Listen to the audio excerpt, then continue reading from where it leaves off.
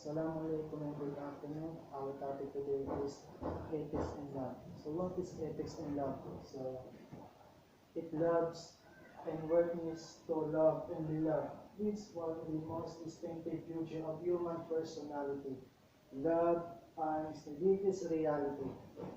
The most substantial feeling existing reality is the love, metaphysical center, deeper than all qualities, essence which one can discover and enumerate in the Biblia. So, ayon dito sa topic ko, nilalayon ng pag-ibig ang katotohanan na minamahal ng isang sentro ng matapisikal na katangian at esensya na matuklasan na maliban ang minamahal.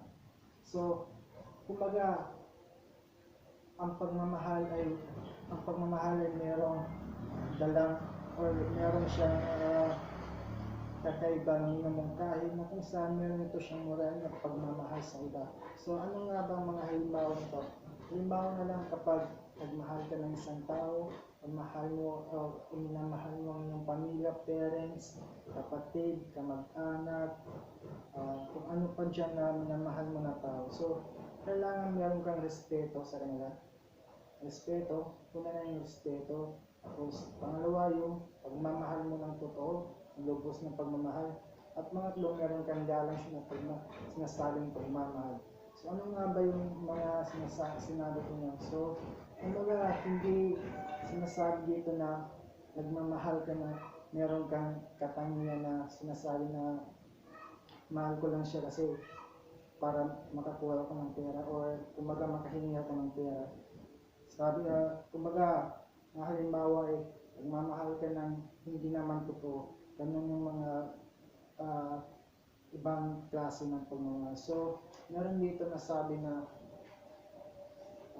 that is why true love never says, I love you for your hair, I love you for your eyes, you're speaking softly, your friend or mommy. So, ito lang nga yung sinasabi ko.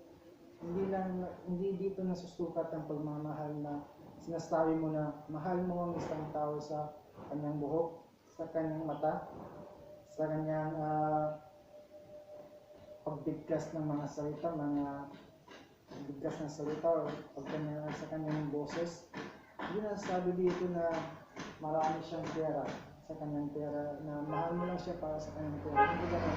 So, ang totoong pagmamahal ay hindi ganun sinasabi dito na mahal mo lang yung tao kasi meron kang nakikitang maganda sa kanya. Hindi ganun.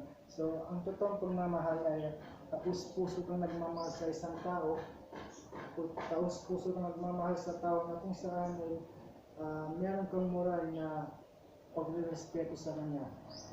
Kaya gaya ng sinabi ko kanina, kapag mahal mo ang isang tao, meron kang respeto, meron kang moral, at meron kang pinapatunayan na mahal mo talaga yung isang tao. So, yun ang love and ethics. So, dito naman tayo sa love of self and others. So, the first law of nature is self-preservation, which means self-love. It's but natural to love oneself. Any act, therefore, which does harm to the self, from the willful exposure of one's body, one's health to great danger without necessary to suicide would be morally wrong. So, ito naman sa love of self and others. So, dito naman sa love and self others. So, sabi ko nga kanina doon sa ethics and love, yung pagmamahal ay totoo. Nagmamahal ka ng totoo sa iyong kapwa, sa iyong parents, sa iyong mga kapatid or relatives. Dito naman sa love of self and others, nagmamahal, kumaga dito, ang topic dito is, nagmamahal ka nga ng totoo, pero merong isang bagay na nakasisira sa iyong sarili. Ano nga ba yung mga halimbawa na? So, halimbawa kapag nagmahal ka ng isang tao na mahal mo, pero parang niloko ka lang ng tao na yun. Then,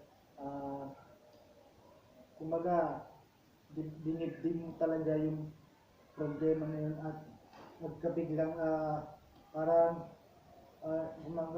meron kang naisipan na magpakamatay ka, magagawa ka ng parang para gumawa ka ng hindi maganda sa sarili mo. Yun yung parang kung dito sa love of self and others. So ano nga pa ba ang mga iba dito? So, true love does not exclude love for others, for that is never selfish, is always sharing its brothers and other important thoughts in. There are only two words in the vocabulary of love, you and forever. So sabi dito sa love and others, ang totoong pagmamahal sa sarili ay binubukod sa tamang pagmamahal at iba. Dalawa ang kasabihan ng pag-ibig. Ikaw at magpakailanman. Yung sabi nga dito is you and forever. So, you because that once now they confine to self. It reaches out, it radiates to another to you. In order to command us to love our neighbors, because all men have the same human nature. The word is philosophy of Christianity of releasing confusion and particularly or the region of define the confusion of every current of love. So, kailangan din natin mahalin ang ating mga kapitbahay, ating mga tao sa paligid. Kailangan din natin mahalin kasi isa rin sila sa mga taong nagmamahalin sa atin, hindi lang natin alam. So, punta tayo sa justice, ethics and justice. So, we have been interpreting the moral law in terms of love. Now, let us speak of morality in terms of justice. Love and justice we made say are the foundation stones and morality. Justice, a moral virtue which comes as fruit of constant and proper observation of rights. And justice, normally justice is defined as the constant and proper observation, disposition to give, which what is due. So meron dito nasabi na Justitia is constant, it perpetual, volum, constant, form of three body. So, ang meaning naman nun sa meaning niya sa Tagalog, ang isang tao sa bayan, meron siyang gustong karapatan o tungkulin. So, yun yung mga nasabi dito at ito pa. Ito ay pag-aari na tinutukoy bilang mga prinsipyo ng pagiging wasto at pagkamarunungan ng isang tao. So, yung parang dito is kailangan ng tao yung moral at justisya para sa kanyang sarili, para sa kanyang bayan, or kahit ano ng justisya para ipinaglalaban niya. So, meron din dito na sinasabing human rights. So, ang human rights na yun is para sa sarili, sa tao, na kailangan mo ng right, hindi lang kasi sa mga tao may kaya ang may rights. So, kailangan kapag mahirap ka, meron ka din rights. Kasi lahat ng tao meron din rights. So, sabi dito, kung merong ethics and love, dito naman ethics and justice na kung saan pinagsama ito na may batayan ng dalawa. Bato ang moralidad. Ito nga yung sabi dito na stone and morality. So, kapag pinagsama yung dalawa na bato and moralidad, stone and morality. So continue ng ating report sa justice. So, universality is an element of justice which requires that justice be applied to all, and not merely to a particular group So, yung sinasabi dito na universality justice ay hindi lang pang sa mayamang tao or sa group ng tao, kundi pangkalahatan ng tao, mahirap, mayaman, meron siyang universality of justice. So number 2 is equality. It's a fundamental principle of justice which demands that justice is for all regardless of station of equality in life. So, kailangan ng pagkapantay-pantay ng mga tao. Kumbaga kanina sa universality, meron mayaman o mahirap, may universality justice. Ganun din dito sa equality. Mayaman, mahirap, meron yung equality na tinatawag dito. So, all legal maxims of principle of laws, either human or divine, are irreducible to this universal principle of justice. For instance, the Ten Commandments are specification, particularization, application of the principle of justice.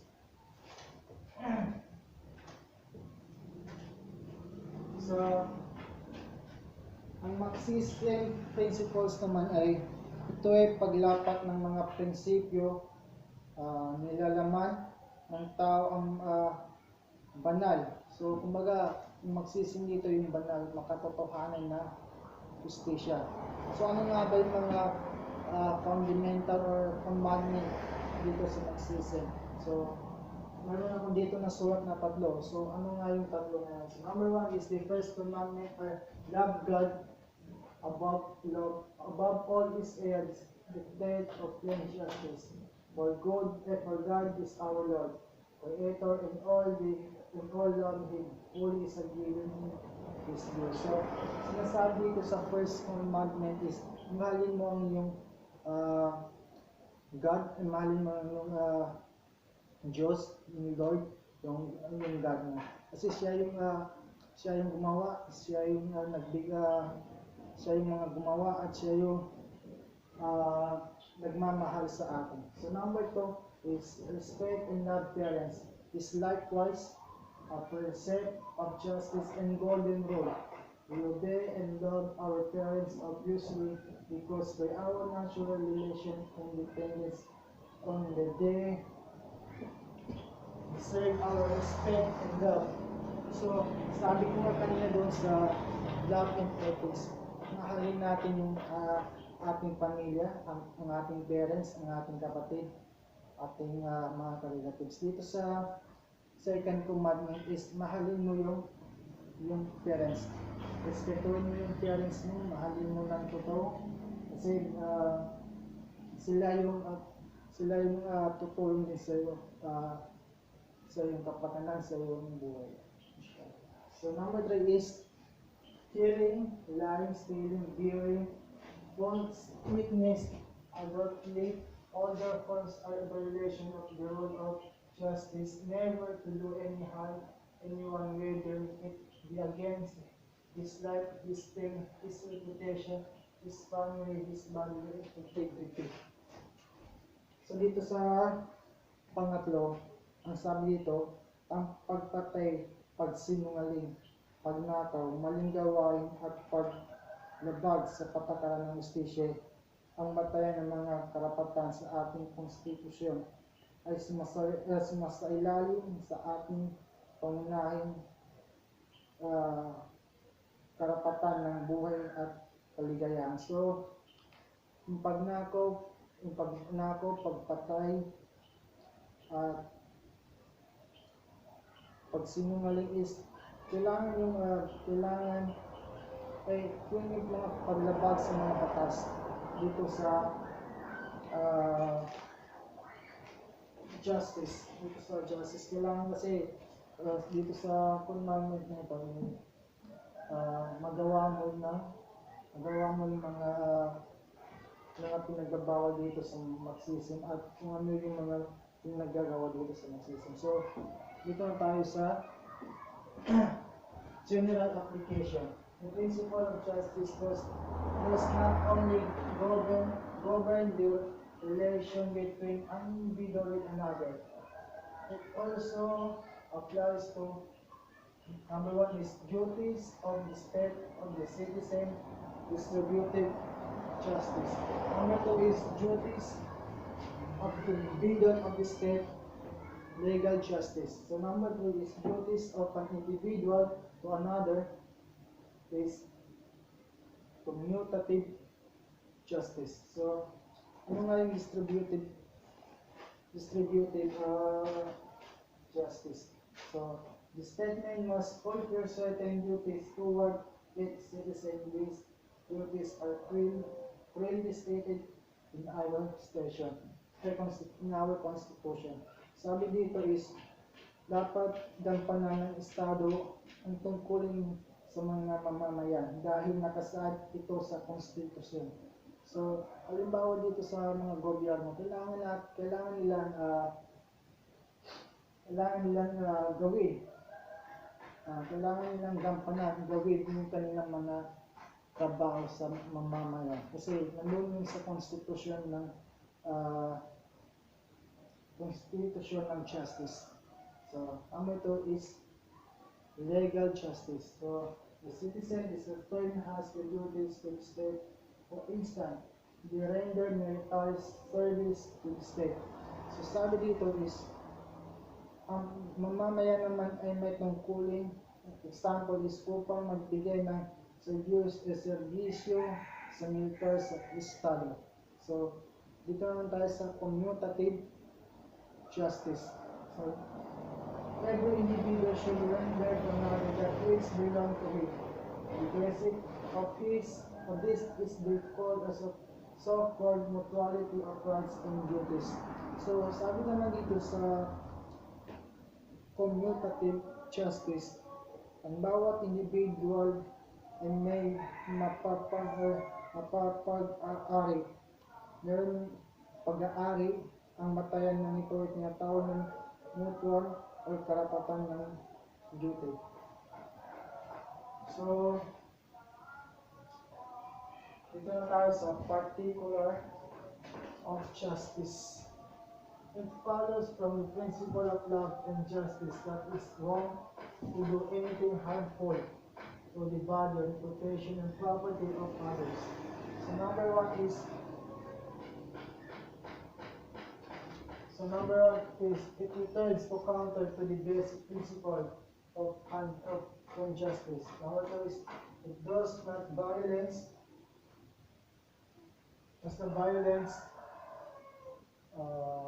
to the social order and other against from the moral law. It is against man's nature as social being and therefore against the natural law. Number four is it robs God his domination over life and death. He is the author of life and he alone inflicted it away. So, dito na tayo sa rights ng individual. Dito tayo sa rights of individual, self-defense. So, ano nga ba yung sinasabi na self-defense? The right to life is a basic and inalienable right to sustain and defend one's life. But sometimes it may happen that the only way to save one's life from unjust aggression is to kill. Therefore, to kill any unjust aggression may be morally permissible under certain conditions. This condition are: number one is that there is an imminent danger of losing life or breath by repossession. Number two is what there is no other way to escape. Number two is what no greater force can be inflicted than what is required toward of aggression. So, sa self-defense naman is, sabi dito is kapag yung taong inakusahan, kapag yung taong inakusahan ng kaso, kapag siya ay inistaldan mo, kailangan din siyang bigyan ng kailangan din siyang i-save one's life. sabi nito, only to save one's life. So, sabi nga dito sa self-defense, karapatang mabuhay ay isang pangunahing karapatan ng tao. Ang pagpanatili at pagtanggol ang buhay ng isang tao. So, kailangan mo din i-save yung sarili mo, hindi lang yung sarili mo, kundi yung mga ibang tao, yung mga minamahal mo, o kung sino yung mga merong rights, kung sino yung mga taong may rights sa kanyang sarili, or mga human rights people. So, ito na tayo sa truthfulness. So, ano nga ba yung sinasabi truthfulness? So, basahin ko muna. So, one of our duties of love towards neighbors is the truthfulness on veracity.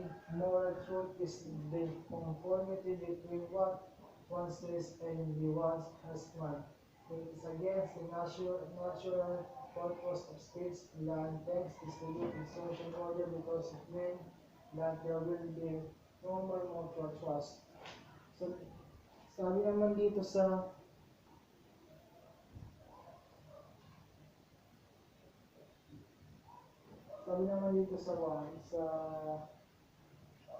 truthfulness.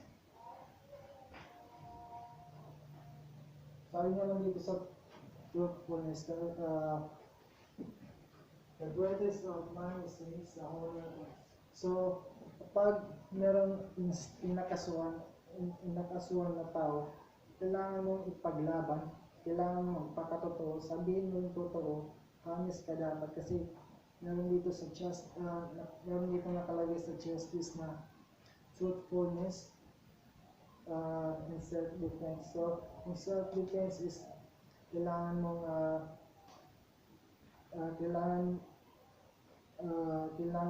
kailangan mo ng karapatang mabuhay. So, dito sa truthfulness, totoo ka, honest ka, isang sagisag ng taong may katotohanang moral sa sarili, sa iba at sa gawa ng pag-isip. So, kumbaga, kung totoo ka sa sarili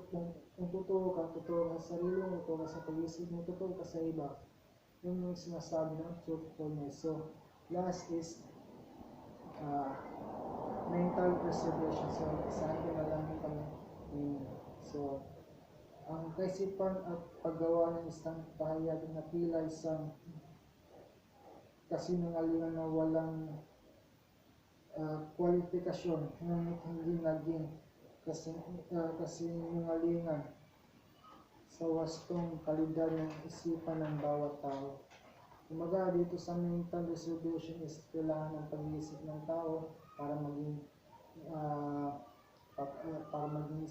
para maisip mo kung gaano ka katotoo. So, balikan natin yung sa ethics and love. So, kailangan pwede siyang i-ignite dito sa mental resolution ng ethics and love. So, kailangan mo din mag-isip para maging may kahulugan yung sarili, utak para sa lahat ng mga gawin mo at magawa mo yung ginagawa mo ng tama at hindi mo magawa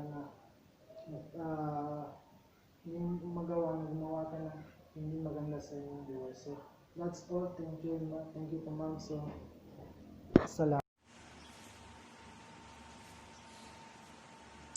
Before anything else, I would like to take first. Assalamu alaikum wa rahmatullahi wa barakatuh. My name is Salman Usman from BSITC. Our topic for today is all about family and social ethics. What is the family? Family is the foundation on which values are built. Moral values like soulmates, happiness, peace, justice are instilled and embraced. Strong feelings in action and their function as ideals and somebody that govern their action in their life. The value system practicing in the family becomes automatic to young family members if they are taught moral values. Systematically, the family shapes a child's attitude towards people and society. In health and mental growth and ambition, and values. Blessed schools and cheerful atmosphere in family will develop the love, affection, tolerance, and generosity. A child learns his behavior by modeling what he sees around in family. Plays major role helping and youngsters, so the child has great influence in viewing on the progress of the child. Joint family system, the presence of elders and the family plays an effective role in social and moral development of the children. It also helps the young generation of the family to invite human values and eradicate their negative mental tendencies when they are unaware.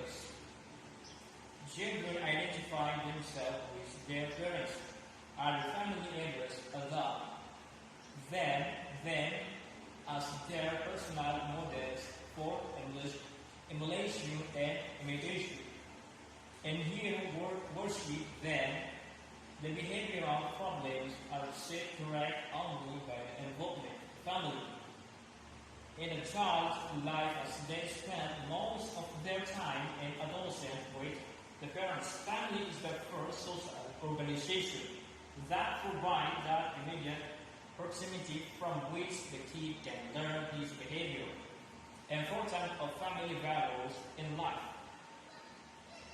Family is a unit of parents and children's social standard and custom defined where a family provides the emotional and physical basis for a child. Values developed by a family are the foundation for how children learn, grow, and function in the world. These beliefs transmit the way of lifestyle and changes into the individual and society. These values and morals guide the individual every time in his action. Children turns out to be an action to be a good person because of the values thought of given by his family members. Ideas passed down from generation of generation to make up a family values. We answer the basic question of how one wants to live. Question of how one wants to live the family life. Family life enhances characters and turns the children to be good human beings. It teaches an individual how to behave the project of himself to the next younger generation, and emotional support and the importance of the family values. Custom and tradition followed by the family needs that discipline or organized life. Families values help the child to stand strong on his views despite other effort to break through with opposing belief. In addition, belief and trust built around family helps the children to be responsible and conscientious adults. A child has a strong sense of what is right and wrong and are less likely to become victims of demonic influence. Children who are influenced by strong moral values identify them and others quickly, which then produce a new generation in similar belief. Thus, family is important developing the moral values of the child. There is a close contact between the parents and children which determine the personality of the child. Okay. Ethics deals with human relation and community, but this basis of the world and complexity of the human relationship is found in the family, which is a very unique society. Ang etika ay nakikipag-usap sa ugnayan ng tao sa isang pamayanan, ngunit ang batayan ng buong komplikado ng mga ugnayan ng tao ay magtagpuan at ang pamilya ng siyang pinakailangan ng lipunan. Social ethics must be included in dealing with the family ethics, the closest human relation with itself and the members of the family. The proper relationship with is basis of family life and society demands respect and love for authority. Obviously, children are enjoined by the natural moral order to respect, obey, and love their parents and elders. Ang etika ay sa lipunan ay dapat isama at magsimula sa etika ng pamilya. Ang kubeta ng mga ugnayan ng tao na mayroon sa mga miyembro ng pamilya ng wastong relasyon na siyang batayan ng buhay ng pamilya at ang lipunan ay humihingi ng respeto at pagmamahal sa autoridad. Malinaw na ang mga bata ay inatasan ng likas na kaayusan, moral ng ikigalang, sundin ang mahalin ang kanilang mga magulang at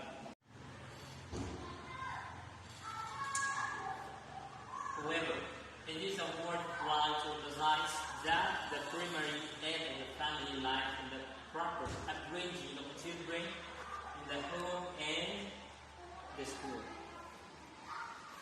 Subalit, ito ay nagkakahalaga ng habang bigyang diin ng pangunahing wakas ng buhay ng pamilya ay ang tamang pagpapalaki ng mga anak at bigyan sila ng tamang pag-aaral mabigyan natin sila ng tamang pagpapalaki at pag-ugali. One of the greatest problems of our times, especially in our country, and this revolt of our young people with the slow loosening of moral discipline among our youngsters. The evil of anti-negation, we believe, is the primary and mainly due to the lack of neglect of moral guidance and training on the part of parents for their children in the home, the constant fulfillment by both parents and children of their respective duties prescribed by the natural moral law. Isa sa pinakadakilang problema ng ating panahon, lalo na sa ating bansa, ay ang pag-aalsa ng ating kabataan ay nagsimula sa mabagal